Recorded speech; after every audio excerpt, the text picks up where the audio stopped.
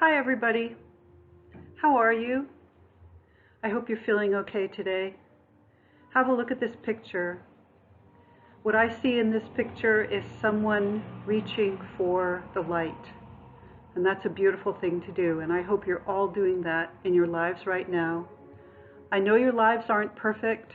I know many of you live in homes where you don't have quiet. I know many of you are overwhelmed by the demands made by our current situation. I know some of you are parents and you have children at home that you have to take care of and pay attention to, even as the coronavirus sweeps across the land. And I know some of you are worried about your loved ones and hoping and praying and doing everything you can to make sure that they're going to be okay at this difficult time. And I'm hoping and praying for you as well, and I hope you are taking very good care of your health. Take care of your physical health and take care of your emotional and mental health. I hope you are drinking plenty of water. I hope you are getting lots of sleep. And I hope you are consuming vitamin D, vitamin C, and zinc, because sleep and water and D, C, and zinc are all very good for the immune system. And it goes without saying, if you smoke anything at all, right now is a good time to quit smoking. Let's all reach for the light together. And I couldn't help but think of a song that was popular when I was your age, Don't Stop Thinking About Tomorrow. And I don't know how to put a video into a PowerPoint presentation, so I'm going to take a big risk here and I'm going to sing the chorus of this song for you. Don't stop thinking about tomorrow, don't stop, it'll soon be here, it'll be better than before, yesterday's gone, yesterday's gone, ooh, don't you look back. Folks, we can't do everything, but we can put one foot in front of the other. So let's do that. Let's just do the next thing that we need to do. And guess what? The next thing that we need to do is we need to talk about our writing, and we need to get our writing really, really good so that we can reach the world with our thoughts and our feelings. Because remember, folks, it's words that make the world go around. So let's have a look at some of the papers that students have handed in. And I'm going to do what I did last time. I'm going to show you some student papers. I'm not going to tell you who wrote the papers, and I'm going to refer to every author as he, whether it was a male or a female, and that's to shield people's anonymity. So what I'm going to do with this first piece is I am going to read it to you, and then I'm going to ask you in the journal section of Blackboard to write down your reaction to this piece of writing. And you don't have to write anything long. You can just write like one sentence, like, I liked it, I didn't like it, what did you like about it? Okay, so let's read this together. This is a paper by a student who is reacting to the image. The sight of human interactions became less and less. Andy would sit in the windowsill every day during sundown and soak in the reality of the world around him. The sight of human interaction around him was rare. He sat and observed the family in the building to his right and saw how even they lived distanced. He noticed how the mom downstairs would always be focused on her phone and computer. She kept her son upstairs, busy with both the iPad and TV on. The balcony that connected the two families would constantly be empty. Through the years, he saw the lovely patio become a jungle mess, overridden with plants. The cafe across the street remained empty. During rush hour, Andy would see people rush in and out, glued to their phones, answering texts on the call or scrolling through social media. The tables inside the cafe always remained empty. Everyone was so disassociated with reality. Virtual reality became the reality for everyone. Living a better life on social media was what people were concerned about. The streets reminded him of a ghost town. No one admired the beauty of nature. Andy filled his apartments with plants to try and bring nature inside. Social media to Andy was a blessing and a curse. Although it did help him connect with friends and family all throughout the world, everyone was caught up on creating a perfect social media appearance. Life as we know it changed in front of Andy's eyes. The importance of enjoying others' company and valuing the meaning of time was lost. Spending hours scrolling through pointless social media was normal now. As the world around him had different values, Andy actually enjoyed experiencing life. He always remembered to be grounded as to what is truly important and not to let social media and the internet control his life. Rather than letting technology control his life, he used technology as a resource and not a requirement. So what I'd like you to do now, and this will be question 1, and you can write this in a Word document, and then you can upload it to the journal section of Blackboard, or you can even cut and paste it to Blackboard. So what I'd like you to do right now is just tell me what you think about the piece I just read. What do you feel about the piece I just read? And you don't have to write anything long. 1 sentence is fine. If you want to write more, that's fine. Did you like it? Did you not like it? And you can always you can always pause this PowerPoint so you don't have to, try and speed up your work. So you can press pause and the PowerPoint will stop, and then we can move on to the next question. Okay, what did I like about this? I have the opening paragraph up on the screen. I really, really liked the details in this piece. I really, really liked it that the author talked about so many concrete details. People staring at their computer screens, people not appreciating nature, people scrolling through pointless social media posts. Totally excellent. Very, very good. I like it that this student answers the questions that a writer is supposed to answer. Who, what, when, where, why, how. I like the image of Andy sitting in the windowsill. I like that the detail is he's doing it at sundown. He's soaking in reality. He's observing the family. There's a building to his right. He's focused on the phone. He's focused on the computer. He's got his son upstairs. The lovely patio is now a jungle. The cafe is empty.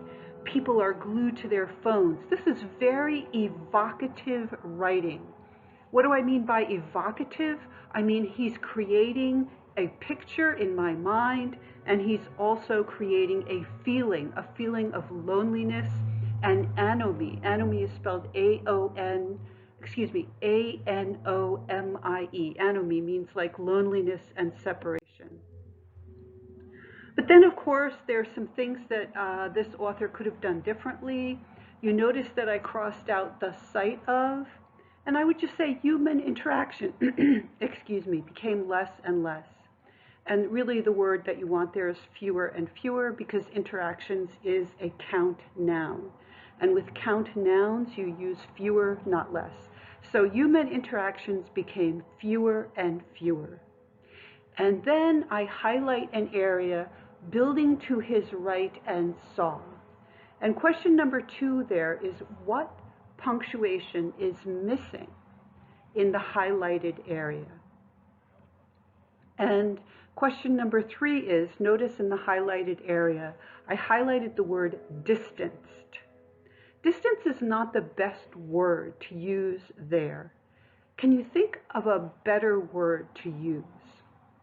And it's okay if you can't think of a better word, but try. What do you think would be a better word in that slot rather than the word distanced? Number 4, what punctuation is missing? And the sentence begins, During rush hour, Andy, what punctuation is missing there? And why is it missing? And that's question number 4. We need another punctuation there, and tell me what rule requires that there be punctuation there. And number 5, it's punctuated as a sentence, but it's not a sentence. Remember, to have a sentence, you have to have a noun and a verb. Answering texts on the call or scrolling through social media. How can you fix that? There's many different ways you can fix it, but it's not a sentence by itself. So question number 5 is, that's not a sentence, and how do we fix it? And once again, you can pause the screen and come back later and hear the rest. Okay. One more thing I would do with this paper, I think the students' observations are very good, but I want better organization. I want the sentences that are related to each other to be put together. And I was also hoping for some action. I mean, the description is very vivid, but I wanted something to happen, and nothing happened. So maybe like Andy could leave his apartment or call his neighbor, or like I just wanted something to happen, something to be a little bit different. Okay, so now I'm going to read you another piece also by a student. Tonight, Adam was checking his work emails in his living room near his window and in the dark. Outside, the full moon was shining on the streets as all the shops and neighborhoods were closed. Yet in the indoors, Eliza was checking her work emails and calls from her coworkers. In the other building, a young man by the name of Thomas was sitting in his bed thinking how he can do all his work for his job before the deadline. So his wife Rebecca in the other room was thinking, how can her husband think about work at a time like this and not about his family? In the building behind Thomas's building was a mother and a child kissing each other nose in the moonlight near the windowsill. In the apartment below Thomas's apartment, the moon was shine on the wall and at a chair nearby. The lights on the terrace were full of plants and extraordinary objects of many kinds near a perfectly clean purple blanket. A pot plant and the leaves were falling one by one to where all different plants are, yet the silence was an everlasting bliss throughout the lovely neighborhood. Near the window of Adam's apartment, the vines were the length of a long snake that would reach past Eliza's apartment to Jorge's apartment. So Jorge was looking at the window and how the moonlight was shine on his wall, yet he dared himself to touch one piece of vine to see if the vine will fall to the ground. While Jorge pulled on the vine, on the leaves on the vine below, it fell on top of Eliza's window still. Little by little, the clouds faded in the night to show an almost dark to light perfect sky. So question number 6 is, what is your overall impression of this piece? Doesn't have to be a long answer. You can write one sentence if you want. Did you like it? Did you not like it? What kind of feeling did you get from this piece?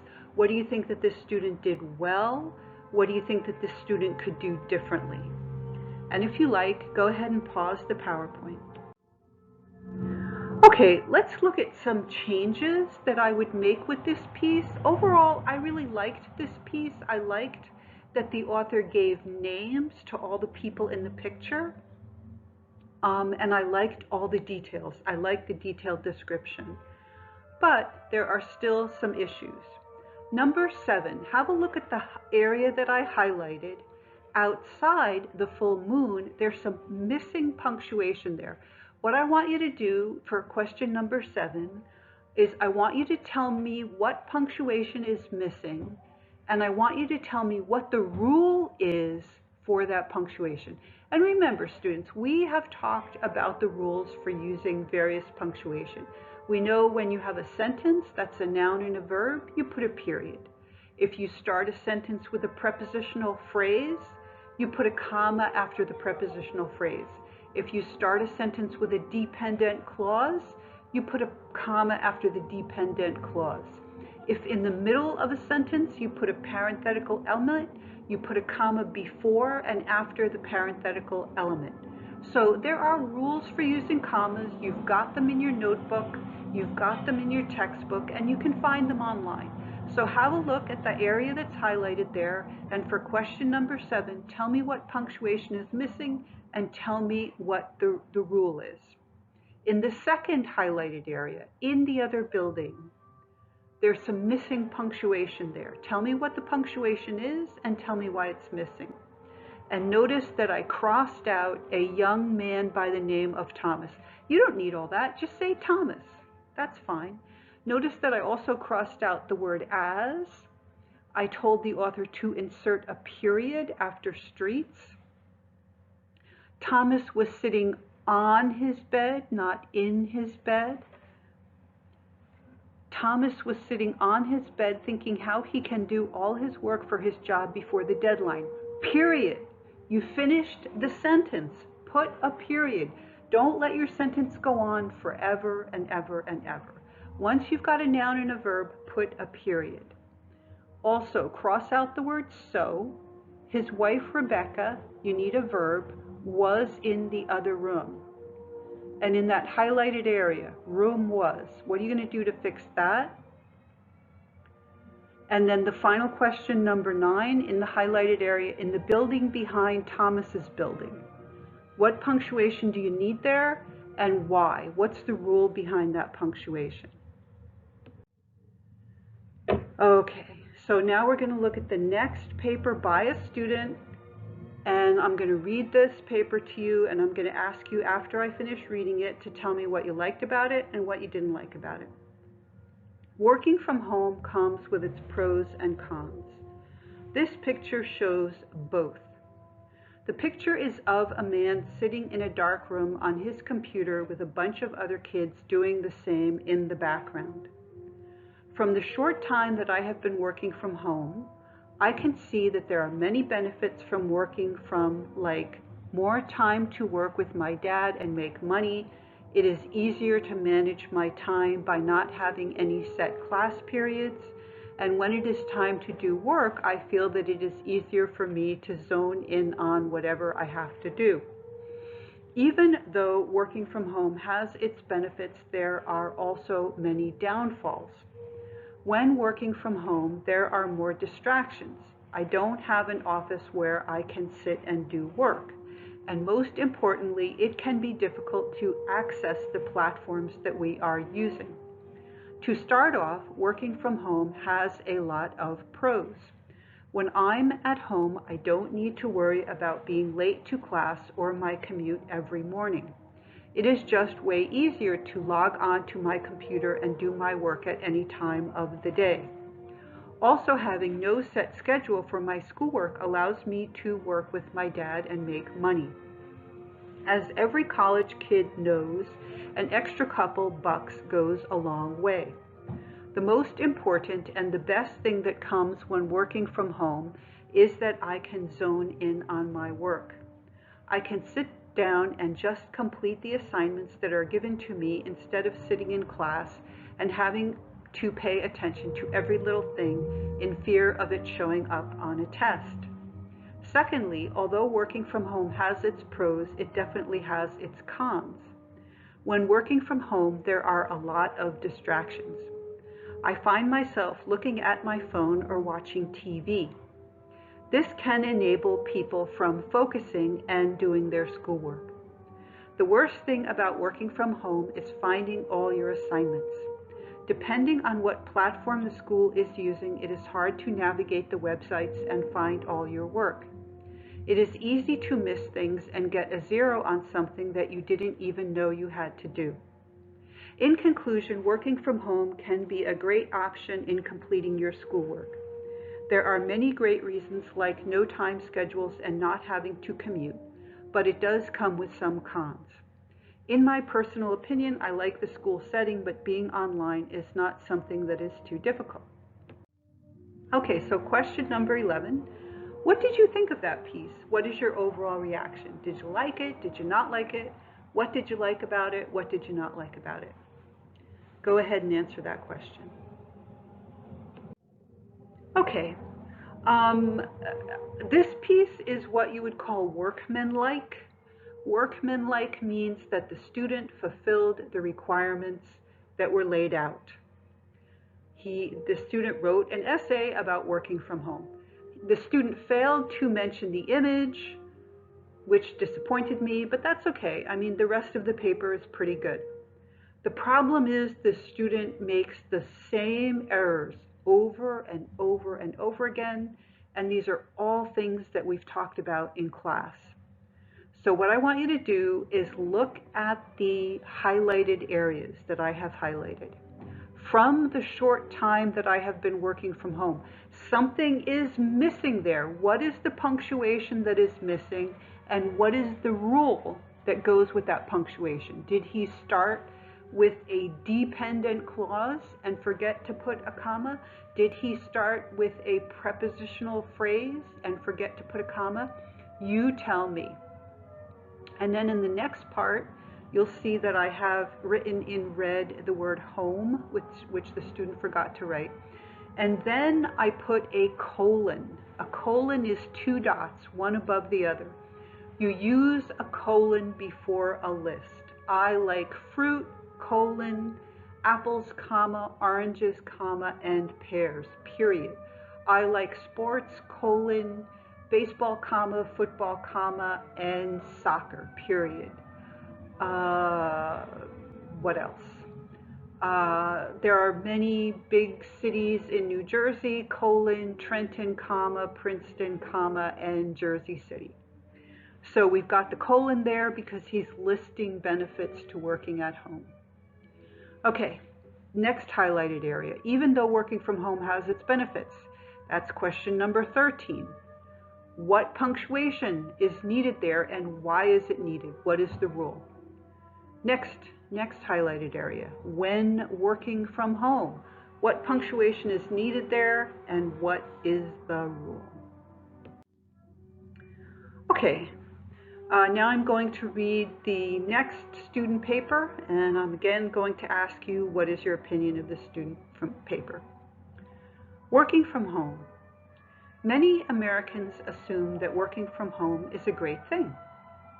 Spending time with the wife and children, having to refrain from going to actual work. However, the reality of the situation is that it's not for the right reasons.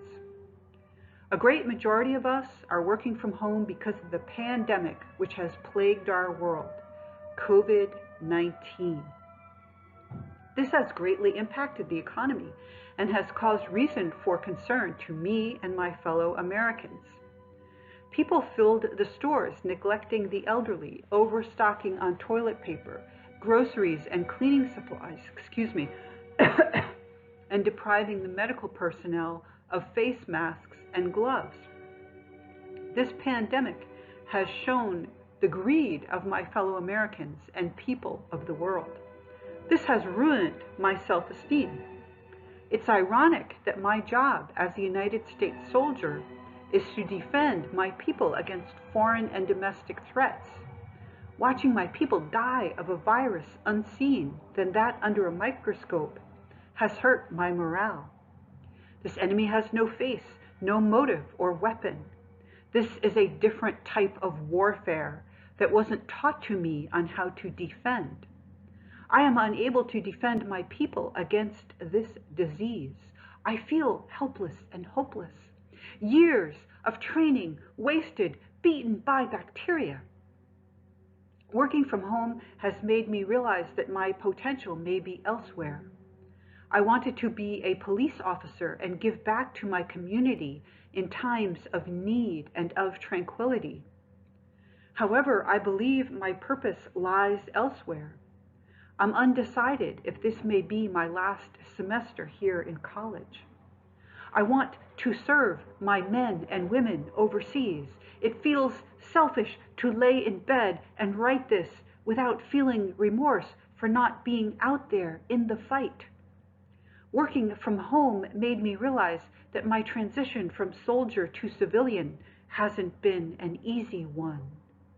I reminisce about me spending time in the cold Georgia mountains to practice combat scenarios, those 16-mile foot marches, and spending all day at the firing range. This working from home has reminded me of what I loved to do when I wasn't a student.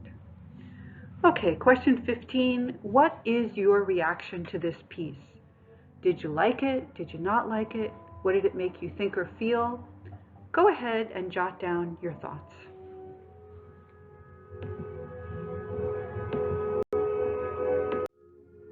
Okay, these are my critical comments on this piece. First of all, I want to say that I really liked this piece. I really admired that this student was thinking about the big questions. But even so, all writing, even good writing, has room for improvement. So you'll see that one of the first things I did was I deleted a lot of the opening sentences because they're just completely unnecessary and they don't do anything to improve the piece. And I started with his sentence about people filling the stores. And you notice that I'm writing in red. I say people is a vague word. It's a very general word. People can mean anything. So give me a more specific word, a more concrete word, a more descriptive word. He could say customers are filling the stores, shoppers are filling the stores, panic buyers are filling the stores. He could even call them vultures. A vulture is a kind of bird that eats the flesh of dead animals. So he could say vultures are filling the stores. Okay, number 16, the stores neglecting.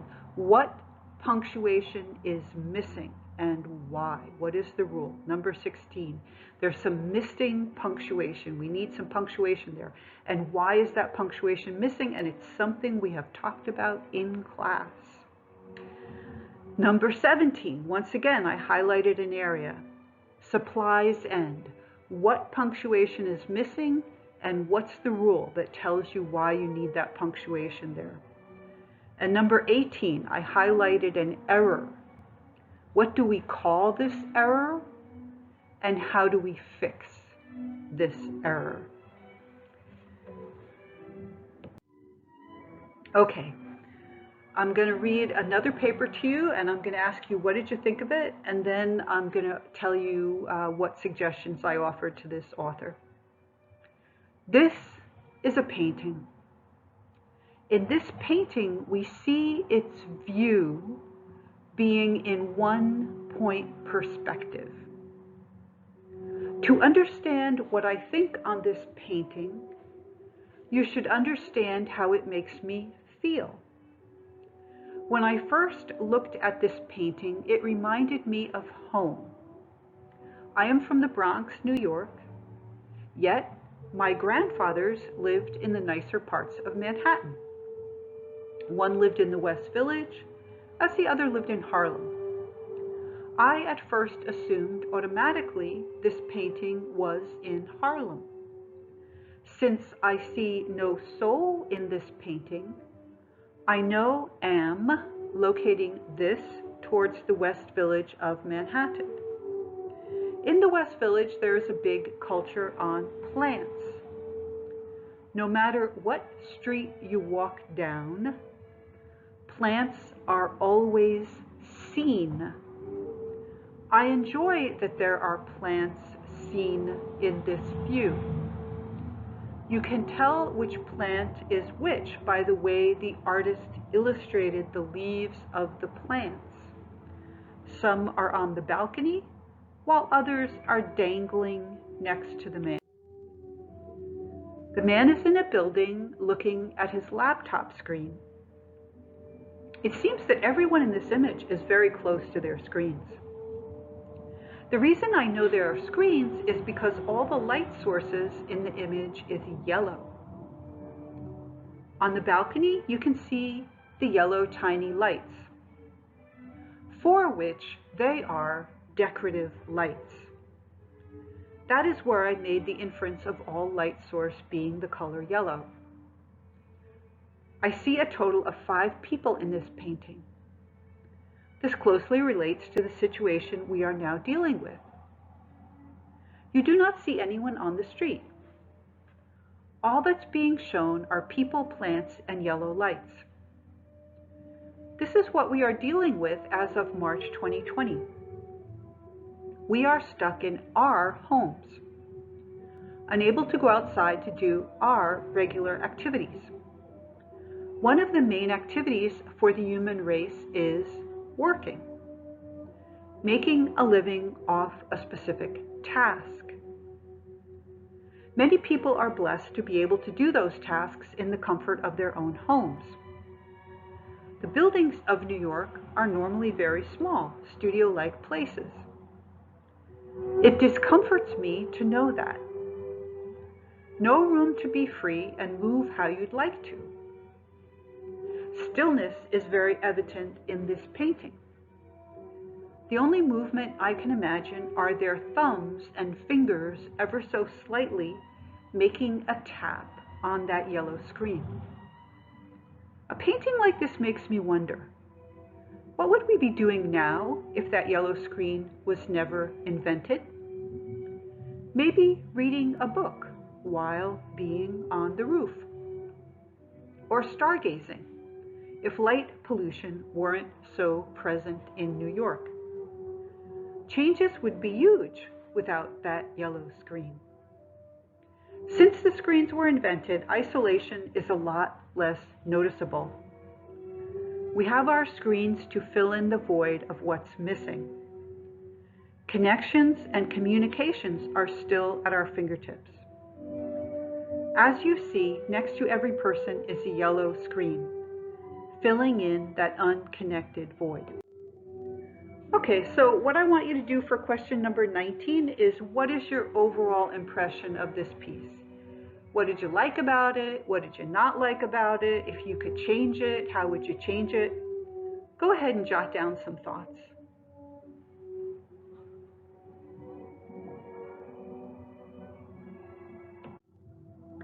Okay, this one was a tough one for me.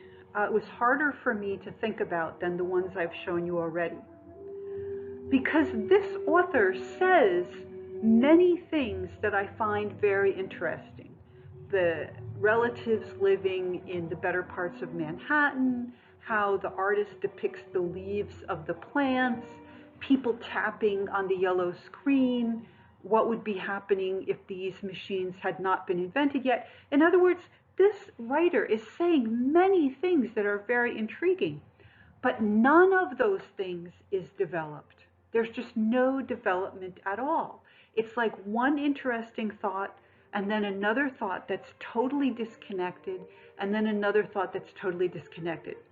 So what I would do with this author is I would say just pick a sentence that you liked and work with that sentence and write a whole piece about that sentence. And don't try to put all these other disconnected thoughts in there. I made some suggestions. You'll notice my writing in red.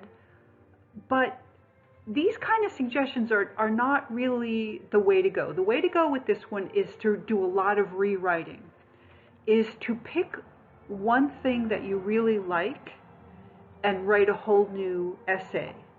So my question for you for number 19 is, what would you like this author to focus on? Of all the disconnected ideas that the author is writing about here, Which one would you like the author to focus on? Okay, so how I'm going to finish up this video, we only have a few more slides to go, is I'm going to read you some papers that for various reasons I thought I wanted to share. And here's the first one. Dwayne is your typical 9-to-5 employee who works from home as a salesman. He pretty much just wakes up, eats, works, and sleeps, then repeats. Despite living an average life, this guy right here is one of the hardest working men you'll ever hear about, and I'll tell you why. It's your typical Friday evening. The sun is setting and the day is coming close to a close. The manager of the complex across the street from him locks the door to his office and is on his way home from work. The sunset gives Dwayne a feeling of calmness as the walls reflect that beautiful light yellow and soothing orange color mix that's so appealing to the eye. The sidewalks have no people walking on them as everyone is home relaxing, getting ready for the weekend. Dwayne, on the other hand, is on a mission to finish an important assignment that can change his average life and get him a promotion that will change his life for the better. Not just financially, but in a way where he can explore the world. What people don't really know about Dwayne is that he works from home. This beautiful day that he's missing out on isn't his first. It's one of many years of missing out. Basically 6 days a week, he sees the same place, sidewalk, and manager office in front of him. He's tired of seeing the same view and the repetitive environment that he is around. That's why he knows that if he finishes this assignment, he'll have not one different environment, but many around the world if he just pulls through one more day. He opens up his computer and types away. The motivation and willpower being displayed as he types is one of a man who will not be broken and will fight to the finish line. The hours are passing, and not even for a second he looks away from his screen. Mentally, it is taking a toll on him as his thoughts start to attack him. Just give up. You know you want to quit. Even if you finish, it won't be enough. The clock reads 11:50 p.m. Dwayne has 9 minutes to hand in his assignment or everything he's worked for goes down the drain. 11:57. Dwayne stops typing. The room is so quiet you could hear a pin drop. 11:58. You hear a deep inhale as Dwayne takes a deep breath. 11:59. Dwayne releases his breath and presses send. It is now Saturday evening. Dwayne is in the same spot looking at the same sunset, sidewalk, and office in front of him. But there's a difference this time. He receives a phone call from his boss telling him, "So what part of the world do you want to do this next assignment at?" That right there is the man who goes by Dwayne Schrute. I found this one kind of funny, kind of cute. I think the name Dwayne Schrute is from the TV show The Office. It's the student taking the fact that he has to hand his assignment in before midnight on Sunday and writing about it in a fictional depiction. And that's why I enjoyed this one. And if you want to, you don't have to. You can just jot down a sentence telling me what you think of this one. And if you don't want to, you don't have to. Okay, here's one more. It's a picture from your favorite zombie apocalypse flick. The streets are as deserted as that of the Chernobyl power plant. The earth has claimed back its land stolen by the humans who took it from her long ago. The ozone layer has now begun to heal. The animals that disappeared have now shown up like they've never left. The waters of the world are less polluted. The emissions of factories cease to contaminate the world. Have humans died off? The answer is no. We are in a pandemic. The positive note of this pandemic is that the world now has time to heal. We have now shown proof that we can coexist with Mother Nature, and all we had to do was use less. People focus on the negatives of working from home, but the reality of the situation is that it will help save the future from climate change. As we are cooped up working from home, there are less factories and other places of work that emit carbon dioxide into the atmosphere, and cars are a great example. Since everyone is quarantined at home, the use of gas has gone significantly lower. Everyone just seems to be focusing on the negative aspects of this quarantine. This has given me a chance to spend time with family. Fathers who usually travel a lot for work and business can now spend time at home with their loved ones and are also able to work from home. With every tragedy that strikes, there is always a dark cloud with a silver lining. Everyone is so quick to assume the worst, but the reality is that it's not the end of the world. A pandemic has never ended the world before, and it won't now. We should all be positive about being at home. How many times have you heard people say, I don't want to go to work, or I don't want to go to school? Well, it happened. Now you don't. We should all look at the glass half full in situations like this. We will get through this. You just have to not give up. Remember, summer will be here in no time. Tell me what you thought of that one. If you feel like it, if you don't want to, you don't have to. And one more. Lonely. Alone, and all I see is the people through their thin glass windows. Each person is living a different life. Different stories make up the human race, yet what is mine? Alone in the darkness with nothing but the light of my computer, typing away my day just so I feel as though I have someone to love and talk to. Maybe one day that person will open her window and yell my name. Maybe one day she will be in my window. Maybe that window tint will turn to a light pink and fill the room with nothing but joy and color. I sit here and dream of that day. The daylight isn't covered by the tall, dark buildings. All I want out of my window is to see a white picket fence with bushes around me and a dog with two children prancing around with nothing but smiles on their faces. Yet here I sit, here I lay waiting for her window to open, to join me in my life, to climb out of her window and take that chance of falling. But I will catch you if you fall. I will bring you up and you will fill up my room with life, joy, and love. Who are you? I don't know yet, but one day you will make my world. You will climb into my window and I will finally look at something other than the screen on my computer. I will look at everything with rose pink tinted lenses and you will open me up like a flower in spring. I will bloom for you. Nothing else would let me grow like you. You will show me who I am. Like God, you will give me faith. And that's all I need. You, from my heart.